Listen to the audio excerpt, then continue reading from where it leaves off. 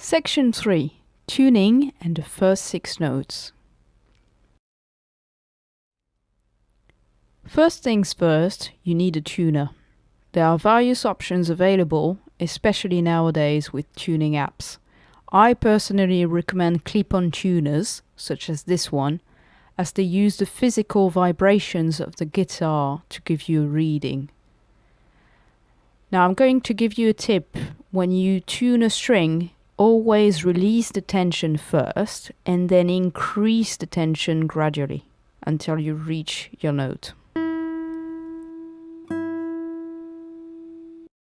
There are various tunings available, but for now we'll focus on the standard tuning.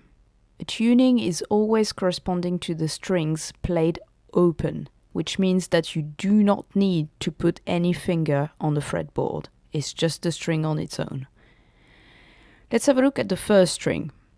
The first string is corresponding to an E note as per standard notation here. In tab notation, it corresponds to the top line because it corresponds to the highest sounding note, with a 0 because you don't put any finger on the fretboard. And it sounds like this. That's your first note. The second string is corresponding to a B note as per standard notation here. In tab notation, it corresponds to the second line from the top with a 0. Same as for the first note, it corresponds to the note played on the second string without any finger on the fretboard. And it sounds like this. The third string is corresponding to a G note as per standard notation here. In tab notation, it corresponds to the third line from the top with a 0. Same as from the previous two notes, it corresponds to the note played without any finger on the fretboard, an open chord. And it sounds like this. The fourth string is corresponding to a D note as per standard notation here. It sounds like this. Now that you've understood the principle of the tabs, which of the following 3 diagrams is correct? I'll give you a moment to think about it. You're right, it's diagram number 2. Now let's move on to the 5th string.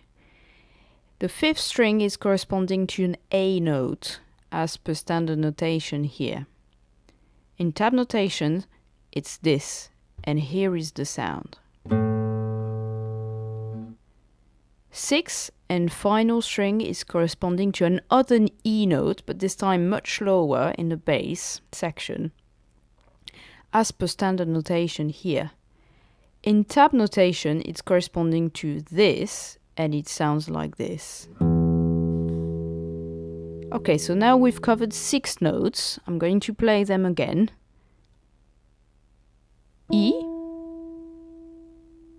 B, G, D,